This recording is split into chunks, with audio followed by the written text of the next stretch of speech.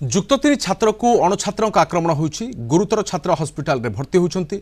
बालेश्वर जिला भोगराय ग्राम्य उच्च शिक्षा प्रतिष्ठान रे घटिछि घटना।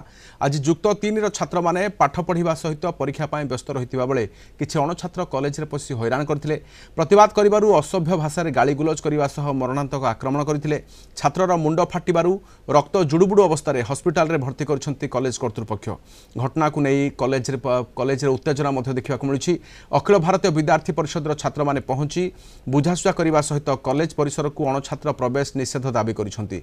अन्यपटे आक्रमण घटना रे उक्त कॉलेज रो किछि छात्र शामिल थिबा नै अध्यक्ष को दाबीपत्र प्रदान करिसेंति। छात्र थिबाई जे माने कॉलेज को माने अणुछात्र मानकर प्रवेश सेटा माने आजि का डेट रे बढ़ी चललानी जोंति कहीं पिला मानकर आज ए बढ़िया अवस्था देखिया को मिलुछि। या पई कॉलेज कर्तृपक्ष आगे दिन जदि किछि निष्पत्ति न दियंती ताने अखिल भारतीय विद्यार्थी परिषद तरफ एक विशाल स्ट्राइक हबो। देखिबे कॉलेज मध्ये जानि परिबो जे अखिल भारतीय विद्यार्थी परिषद आगे दिन कोन करिबो।